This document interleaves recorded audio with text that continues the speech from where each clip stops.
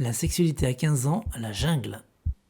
Les garçons aujourd'hui, ils n'arrivent pas à voir la différence entre être belle et être sexy sur les réseaux sociaux. Aujourd'hui, les filles les plus influentes, en général, elles sont sexy. Et donc du coup, une fille qui est pas sexy, elle est pas belle. Je pense que d'un côté, on est libre parce qu'aujourd'hui, on a accès à tout hyper vite. Après, on est moins libre parce que du coup, on est enfermé un peu dans des stéréotypes. Par exemple, sur Instagram ou sur des réseaux sociaux comme ça, on voit un peu toujours la même chose. Les filles sont quasiment pas présentes sur tout ce qui parle du sexe parce que du coup, les garçons, ils donnent une impression en tout cas d'être très égoïstes là-dessus. C'est ça qui fait peur en général. C'est de se retrouver dans une situation où en fait, nous on prend pas du plaisir en fait. On est là juste pour faire ce que le garçon veut. Les garçons, ils ont besoin de montrer qu'ils sont supérieurs, qu'ils sont grands, que c'est des hommes. Alors que les filles, on a plutôt tendance à vouloir justement se préserver, montrer qu'on est des filles bien, parce qu'aujourd'hui, une fille bien, elle doit soi-disant rester vierge jusqu'à je sais pas combien de temps, ou pas faire l'amour avant 15 ans. Mais je sais que la plupart des filles, elles font hyper gaffe, parce qu'une fille qui va avoir un rapport ou qui va faire même des préliminaires ou quelque chose avec un garçon, après, c'est toute sa réputation qui est mise en jeu. Justement, le garçon va avoir tendance à s'en vanter. J'ai une fille dans mon collège, et elle était avec un copain, et elle a fait sa première fois avec lui. Et bien sûr, ça s'est su, qu'il y en a qui n'ont pas compris et qui ont dit « mais pourquoi tu fais ça? T'es malade, t'es trop jeune ?» Et du coup, forcément, ça s'est ébruité. Et puis surtout sur les réseaux sociaux, en plus, après, il peut y avoir des embrouilles. C'est des applications où tu peux poser une question anonymement. C'est vrai que t'as fait ça avec lui, ça va engendrer plein de bruit. Et du coup, cette personne, elle va se retrouver hyper mal alors qu'au final, elle n'a rien fait de spécial.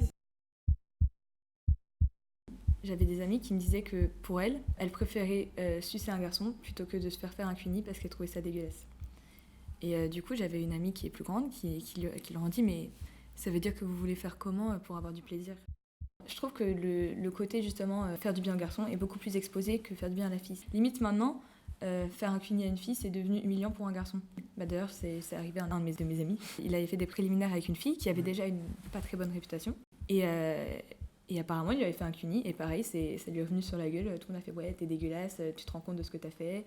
Alors que personne n'a parlé de elle qui l'avait sucé. Mais lui, c'était plus choquant. Oui, parce que tout se sait en fait. C'est très dur aujourd'hui de garder son intimité sous contrôle. Pour être en totale confiance avec son partenaire, dès qu'on est moins vigilant, il y a tout qui part. C'est hyper flippant.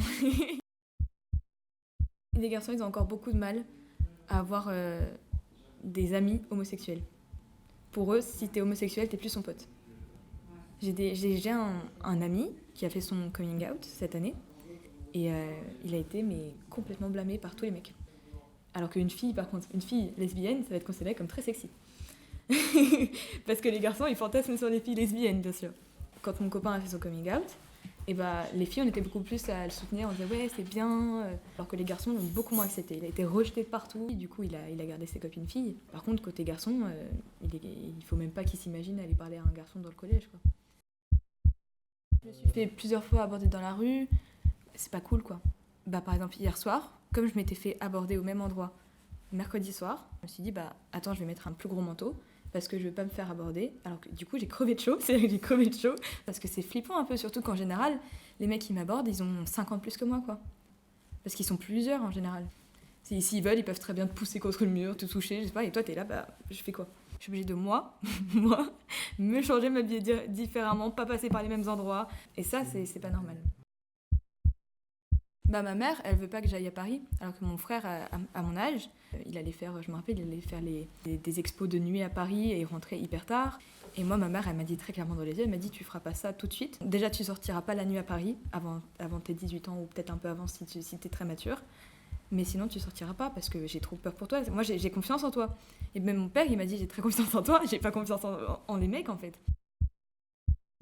Aujourd'hui, on a moins peur de faire notre première fois que de ce qui va se passer après notre première fois. Si ça s'ébruite, s'il se passe ça, etc.